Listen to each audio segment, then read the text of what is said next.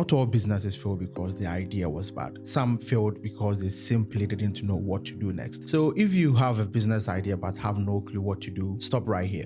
Let's talk.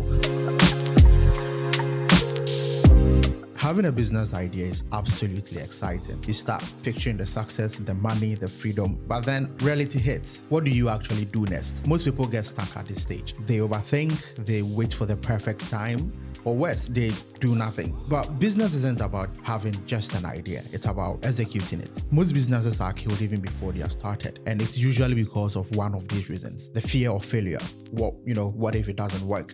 Overthinking and overcomplicating everything. I need a logo, a website, investors, I need this, I need that. And then also waiting for some phantom motivation to magically appear.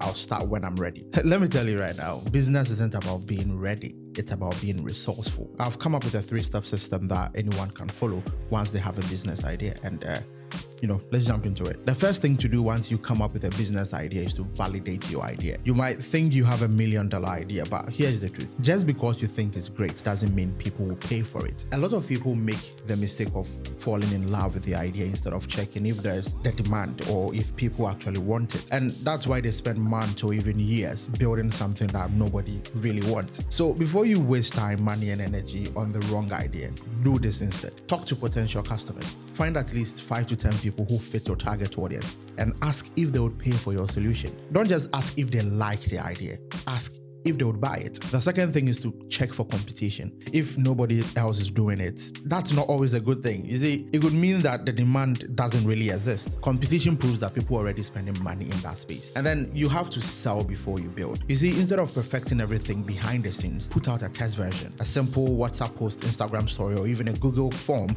can tell you if people are actually interested. If you can't get at least a few sales this way or a few inquiries this way, you don't have a business yet. The goal here is simple. Make sure that people are willing to spend money before you invest your time. If nobody bites, then it's not really a failure, but it's feedback. At this point, either you adjust your idea or you move on to something that people would actually be interested in before wasting months on the wrong thing. The second step is to keep it simple.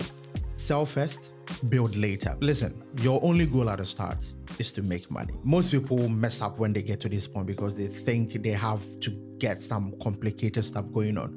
They get caught up in all the wrong things. They spend weeks perfecting a logo, designing a fancy website, and creating social media pages with 0 followers and not a single sale. Yes, you absolutely need a solid brand foundation, but that doesn't mean logos are aesthetics or expensive branding kits. Your foundation is what positions you in the market. It's knowing who you are serving, what problem you solve, and why people should choose you over others.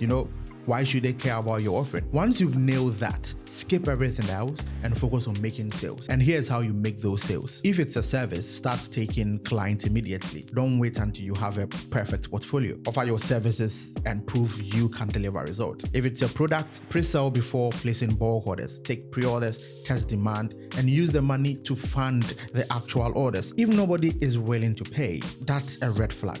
No one wants it. If it's a course or a digital product, sell before you create it. Outline what the product will cover and offer an early bird price. If people buy before it exists, you are onto something. If people aren't willing to pay before you go all in, they probably won't pay after you start either. So you don't need months building a business that hasn't been tested. Get proof of demand first, then refine as you go. This way you are not guessing, you are building based on real money in your hands and real data. The last step in this system is to start small, then scale up.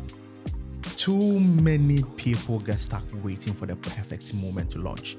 They want grand opening, a viral moment, or a huge marketing budget, or even a huge capital before they start a business or before they make their first sale. That is a big mistake. I actually don't understand where the whole concept of starting your business from the stage 10 or stage 15 came from. It's okay to start from stage 1. It's okay to start from the first step and then you build up. The truth is you don't need any of those big launches or big capitals. You just need your first customer. That's it. Once you prove that one person is willing to pay for what you're offering, everything else becomes easier. So here's the cheat code, or here's the easiest way to do this. Start by selling to people you already know. Your friends, family, and existing network may not be your long-term target audience, but they can be your first buyers. And this is because the trust is already built. If they won't buy or at least support you, you need to rethink your offer. And then the second thing is to use free platforms to get your first sales. Forget paid ads or fancy websites at the beginning. Leverage on what's already available and what you can use without spending a lot of money. Announce your offer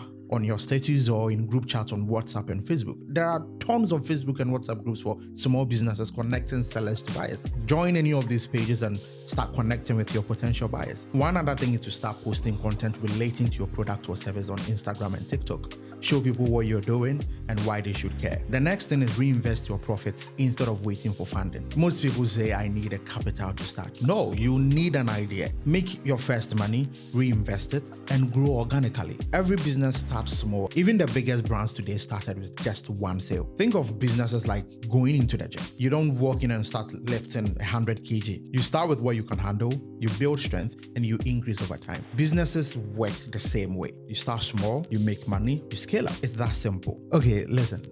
Everyone has ideas. The difference between those who make money and those who don't is execution. Most people will watch this video and still do nothing. But if you actually follow these steps, you are already ahead of the 90% of people who just dream. If you enjoy this video, make sure you leave a like and drop a comment down below. And also make sure you subscribe because why not? It doesn't cost you anything. See you in the next one.